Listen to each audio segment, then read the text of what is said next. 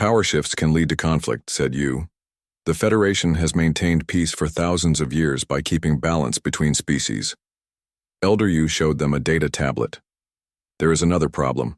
Several influential species have adjusted historical records about humanity. They portrayed your kind as primitive, as savages who destroyed themselves. That's a lie, said Han, his voice rising. Yes, agreed Yu, but it served their purposes. If humans were seen as foolish and violent, no one would try to follow your example. Mina felt anger building inside her. So they rewrote our history to make themselves look better. Yu nodded sadly. These species now hold positions of great influence. If the truth comes out, they will lose respect. They will fight to keep their version of history. Later that day, Ambassador Su brought news. The Council has decided. You may return to Earth. You may rebuild your civilization there. But you may not contact any human descendant species without Council approval. They want to keep us isolated, said Tay. To control us. They want time, corrected Su. Time to prepare the galaxy for humanity's return. Mina thanked Su politely, but as soon as the ambassador left, she gathered her team. We're not going to obey their rules, she said. Humanity has a right to know its own story. That night, they began planning. Jun accessed the Federation database and found coordinates for all known human descendant worlds. Tai studied ship designs and navigation systems. Han mapped security, protocols, and patrol routes. We need our own ship, said Mina, and we need to move quickly before the Council realizes what we're doing. They found an unexpected ally in scientist Kai, who had studied human history for decades. I believe in truth, Kai told them when they revealed their plan. The Federation was founded on knowledge sharing, not knowledge hoarding. I'll help you, Ki introduced them to Dal, a ship captain from a species known for their independence from Federation politics. Dal agreed to help them for the promise of exclusive trade rights with the newly awakened Earth. My ship can take you to 3 human descendant worlds before anyone notices you're gone, Dal explained. After that, you'll be on your own.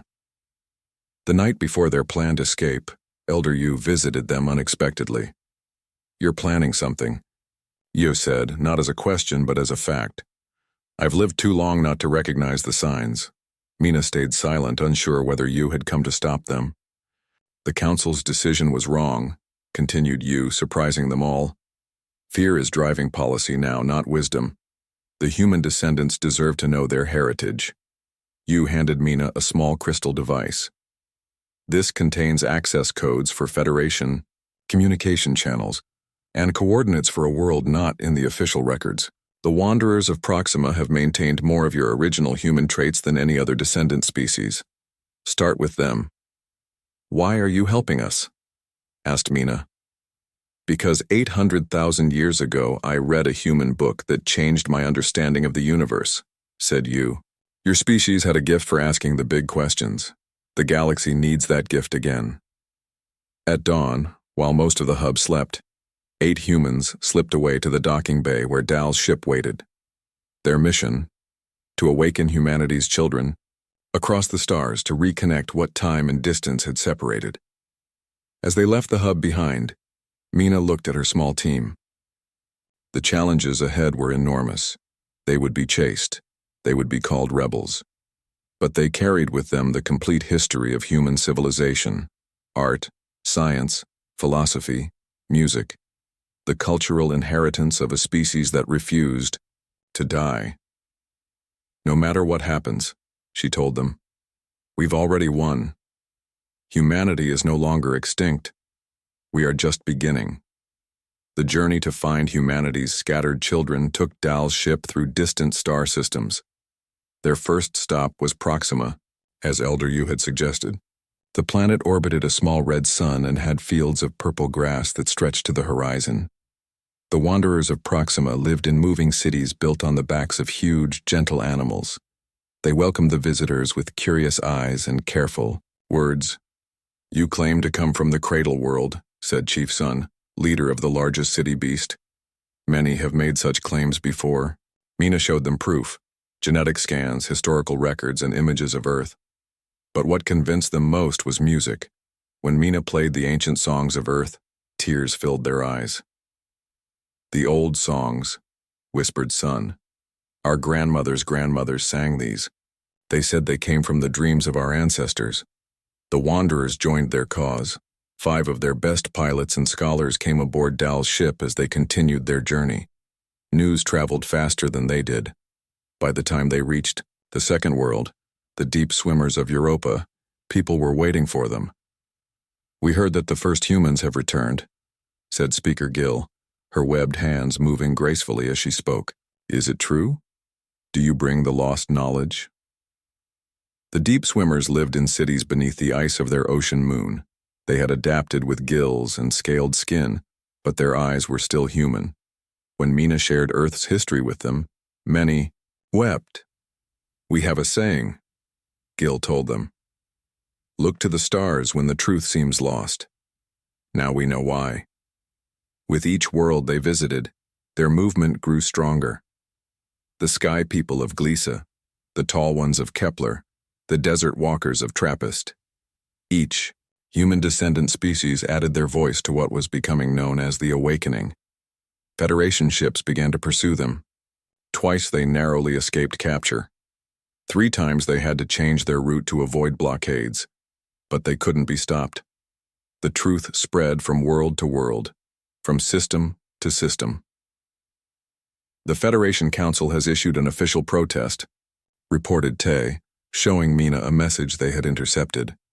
"They're calling us dangerous rebels spreading harmful misinformation." "Truth isn't harmful," said Mina firmly. 6 months after they began their journey, representatives from 15 human descendant worlds gathered in secret on a small moon at the edge of explored space. They called it the First Family Council.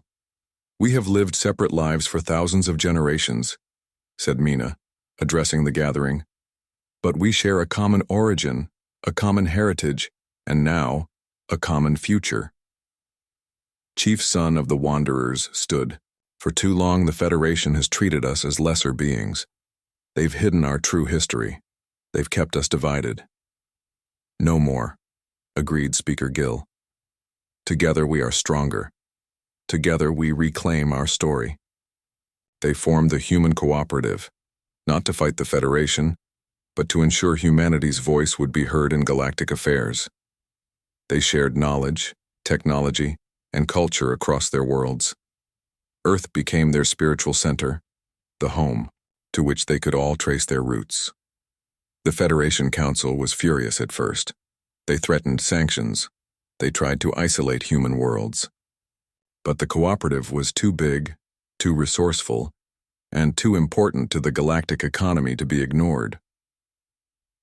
1 year after the Awakening began, the Federation officially recognized the Human Cooperative as a legitimate political entity. Ambassador Sue delivered the news herself. "It wasn't easy," she told Mina. "Some council members fought it until the end, but the majority saw that fighting you was pointless. Humanity has returned to the galactic stage." "We never wanted to fight," said Mina. "We just wanted the truth." "Truth is the most powerful force in the universe," replied Sue with a smile. "That's something we've learned from humans." On the anniversary of their awakening, Mina stood before the Federation Assembly. Representatives from all known species had gathered to hear her speak. The room was tense but also filled with hope. 870,000 years ago, humanity faced extinction, Mina began. "We slept while the world changed. We dreamed while our children spread across the stars. Today, we are awake. Today, we are whole again." She looked around, at the assembly, at faces with scales, with fur, with extra eyes or no eyes at all, at the amazing diversity of intelligent life that had evolved in humanity's absence. "We don't come to disrupt the peace you've built. We come to add our voice to it. Humanity's greatest gift was never our technology. It was our ability to imagine better worlds, and then build them. Let us build one together." As applause filled the chamber, Mina thought of that underground bunker on Earth where it had all begun. 1,000 sleeping humans had awakened to find they were not the last of their kind, but the first of something new. Humanity's story hadn't ended. A new chapter had just begun. "Your stasis pods are remarkable," said Kai, examining one. "We have similar technology, but yours was built so long ago. The engineering is different from anything in our records."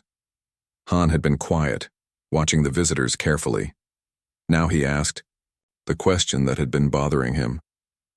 "You said some species fear humanity's return. Why?" Ambassador Su looked uncomfortable. "Your history shows a pattern that concerns many Federation members. Humans develop technology very quickly. You were aggressive, competitive. You fought many wars among yourselves." "That was our past," said Mina. "We've changed." "Perhaps," said Su, "but the Council will want to meet you and decide for themselves." On the third day, more ships arrived. They brought scientists, historians, and officials from the Federation. The humans were scanned, questioned, and observed. Some visitors were friendly, others kept their distance. One visitor, a tall being with 4 arms and golden skin, approached Mina. "I am Historian Joe. I have dedicated my life to studying ancient Earth. May I ask you something personal?" "Of course," said Mina. "What was it like? To choose to sleep for so long? To say goodbye to your world, knowing you would wake in another?" Mina thought for a moment. "It was scary and sad, but also hopeful. We believed Earth would heal. We believed humanity deserved another chance." Joe nodded slowly. "That hope, that ability to imagine a better future even in dark times, that is what makes humans special in all our historical records." That evening, Ambassador Su called Mina to a private meeting. "Tomorrow we will take you to meet the Federation Council," Su explained. "They will decide your status in our galaxy." "Our status?" asked Mina. "We are people. What is there to decide?" "Many things," said Su. "Will Earth remain protected? Will humans be recognized as a living species with rights? Will you be allowed to rebuild, to grow, to travel to other worlds?" Mina felt a cold anger rising inside her. "We don't need permission to exist." "No," agreed Su. "But you will need allies. And I want to help you. Humanity's return could be wonderful for the galaxy, or it could cause great fear. The Council must be convinced that you come in peace." Mina looked out a window at the stars. Humanity had survived extinction only to face judgment from the descendants of those who came after them. The universe had changed in ways they never imagined. "We'll be ready," said Mina. "Humanity has faced impossible odds before. We'll show your Council who we really are." The journey to the Federation Council took 3 days. Mina and 5 other humans traveled on Ambassador Su's ship through space. They watched through viewing windows as Earth became smaller and disappeared. For the first time in human history, people saw the galaxy not as tiny dots of light, but as countless worlds full of life. "We are approaching the hub," announced Su as they neared a massive space station. "This is where the Council meets to make decisions that affect all Federation worlds." The hub was bigger than any city Mina had ever seen. It floated in space, like a giant wheel with spokes connecting to a central sphere. Ships of all shapes and sizes moved around it like bees around a hive. "How many people live here?" asked Jun, one of the scientists on Mina's team. "About 12 million, replied Su, from nearly all Federation species. Their ship docked at the outer ring. When they stepped out, the humans were met by crowds of aliens watching them with curious eyes. Some looked almost human. Others had extra limbs, unusual skin colors, or features that seemed impossible. "They're staring at us like we're ghosts," whispered Tay. "To them you are," said Su. "Walking history come to life." The council chamber was a large round room with seats rising in circles. 7 senior council members sat at the center. Around them were hundreds of representatives from different worlds. Mina stepped forward when invited. She told their story, how humanity had built the Chrysalis Project to survive extinction, how they had slept for almost 1,000,000 years, how they had awakened to find a changed Earth and a galaxy full of other intelligent life. When she finished, a council member named Elder Yu spoke. We have heard your story, human. Now we must share one of our own. A large screen appeared in the air. It showed images of planets, star systems, and beings that looked almost human. While Earth slept, explained you, we discovered these species on different worlds across the galaxy. We call them the separated ones. They evolved on their own paths, but their basic genetic structure shows a common origin. Mina looked at the images with growing wonder. They look like us. Yes, said you, but different. The tall ones of Kepler-22 adapted to low gravity. The deep swimmers of Europa evolved for underwater life. The sky people of Gliese developed hollow bones for flight in their world's thick atmosphere. What are you saying? Asked Jin. Scientist Kai stepped forward. We've studied their genetics for centuries. Now that we have yours to compare, we can confirm it. They are human descendants. The room fell silent. Mina felt her heart racing. How is this possible? She asked. Ambassador Su explained. Before the Great Impact, your people sent ships to other worlds. Small colonies. Most were thought to have failed, but some survived. Cut off from Earth, believing they were alone, they adapted to their new homes over thousands of generations. There are 27 known human descendant species, added Kai. None of them remember Earth as anything but a legend. None of them know they share an origin. Mina sat down, overwhelmed. Humanity had not just survived, it had diversified, evolved, and spread across the stars without even knowing it. A new council member spoke up, her skin a deep blue. This creates a problem. These species have their own cultures, their own histories. Some are rivals, some have never met. Telling them they share a common ancestor could cause great confusion. Elder, he nodded, and you humans possess something they've all lost. The complete cultural and genetic records of original humanity. This knowledge has power. Mina understood now why the council had been so cautious. This wasn't just about 1,000 humans waking up. It was about reconnecting scattered branches of the human family tree. We need time to consider what this means, said you. The council will debate and decide how to proceed. As they left the chamber, Mina pulled her team aside. We don't need their permission, she said quietly. These are our people, our family, spread across the stars. They deserve to know their history. What are you suggesting? Asked Han. A mission, said Mina. While the council debates, we prepare. Earth has awakened. It's time for humanity to do the same. That night, looking out at the countless stars from their quarters on the hub, Mina made a decision. Humanity's story wasn't over. In fact, it was about to enter its most amazing chapter yet. The Federation Council debated for 2 weeks.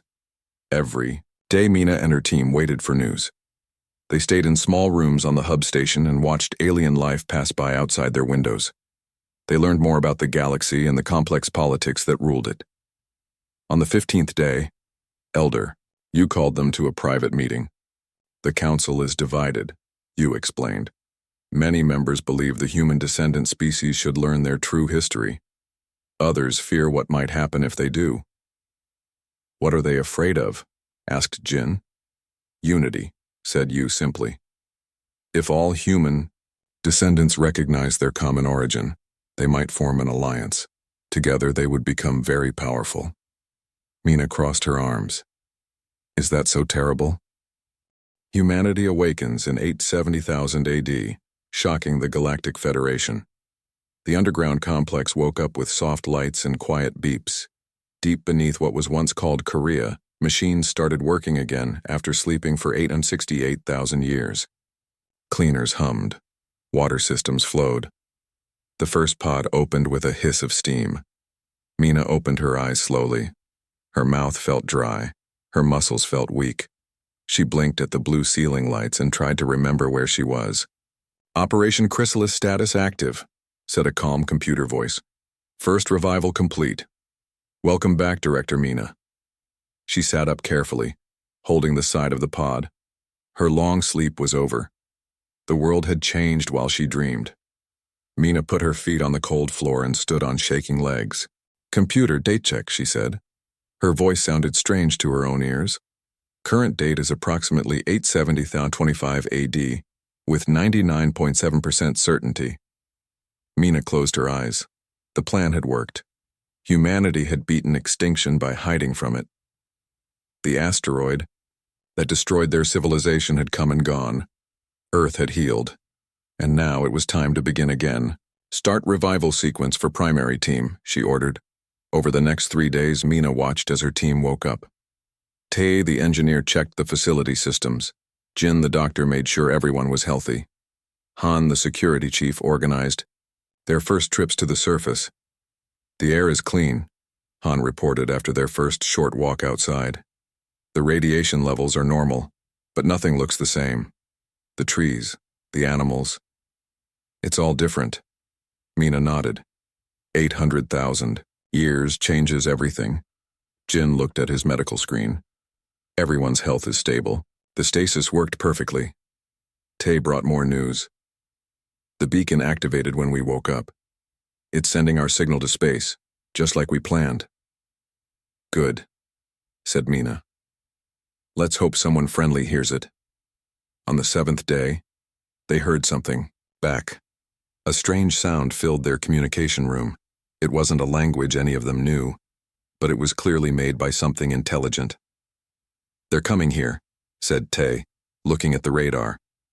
"A ship is entering our atmosphere." Mina called. Everyone together. 1,000 humans, the last of their kind, gathered in the main hall. They put on their cleanest clothes and waited. "We don't know what we'll meet," Mina told them. "But remember who we are. We are humanity. We survived when everything tried to kill us. We slept while the world changed. And now we're back." The first contact team waited at the surface entrance. Mina stood with Tay, Jin, and Han as the strange ship landed in the clearing. It was smooth and silver, shaped like a leaf, and made almost no sound. A door opened in the side of the ship. 3 beings walked out. They looked almost human, but not quite. Their skin had a blue tint. Their eyes were larger. Their movements were too graceful. The tallest one spoke, and their translator began working. "Impossible," it said. "The records say this world is dead. The humans died in the Great Impact." Mina stepped forward. "The records are wrong. We survived." The 3 visitors looked at each other. The shortest one took out a small device and scanned Mina. "They are human," it confirmed. "Genetic match with fossil records is 99.8%. "I am Ambassador Sue from the Galactic Federation," said the tall one. "This planet has been protected for thousands of years as a memorial to your species. No one has lived here since the disaster, yet here you are." "We hid," explained Mina, "deep underground, in special sleep pods. We planned to wake up when Earth was safe again." The third visitor spoke for the first time. "Your kind has been gone so long that your name has become legend. Many worlds study what little remains of human history. Some worship your achievements. Others fear your return." "Why would anyone fear us?" asked Han. Ambassador Sue looked uncomfortable. "Your species developed technology faster than any other known civilization. From first flight to space travel in less than a century. Many find this concerning." Mina felt a chill. "How many other species are out there?" "The Federation includes over 700 member species," said Sue. "And we've found signs of others," Tay whispered to Mina. 700. And we thought we were alone." The short visitor stepped closer. "I am Scientist Kai. I have studied human artifacts my entire life. To meet living humans, it is the greatest moment of my career." Mina nodded politely. "We have much to learn from each other." As night fell, more humans came to the surface to see the visitors. The aliens watched them with wonder and caution. 2 civilizations meeting across an impossible gap of time. "Tomorrow," said Ambassador Sue, "we will show you how the galaxy has changed in your absence." Mina looked up at the stars. They were the same stars she had known before her long sleep, but now she knew they were full of life and stories and history that happened while humanity slept. "And we," she replied, "will show the galaxy that humanity has returned." The silver leaf-shaped ship stayed on Earth for 3 days. Ambassador, Sue invited Mina and her team to come inside and see the technology of the Galactic Federation. The humans walked through doors that opened by themselves and saw screens that floated in the air without support. "Your civilization has advanced far beyond what we had," said Mina, touching a clear panel that glowed blue under her fingers. "We've had 800,000 years to develop," replied Sue. "But many of our greatest technologies began with human ideas." Ambassador Sue showed them a small device that fit in the palm of her hand. When she activated it, the room filled with stars, a 3-dimensional map of the galaxy. "The Federation controls this region," Sue explained, pointing to a large area that glowed green.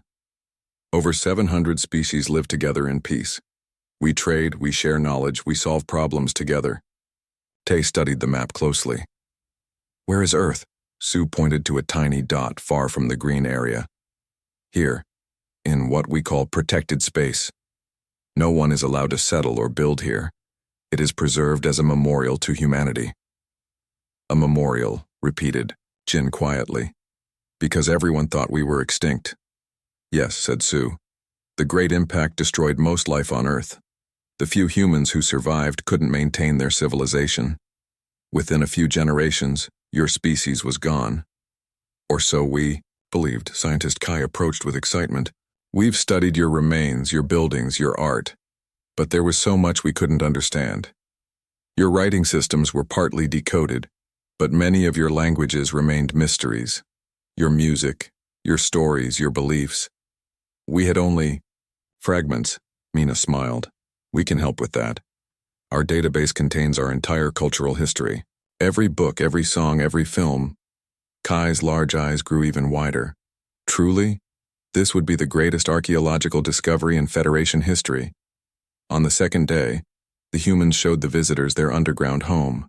The aliens were impressed by the technology that had kept 1,000 people alive for so long.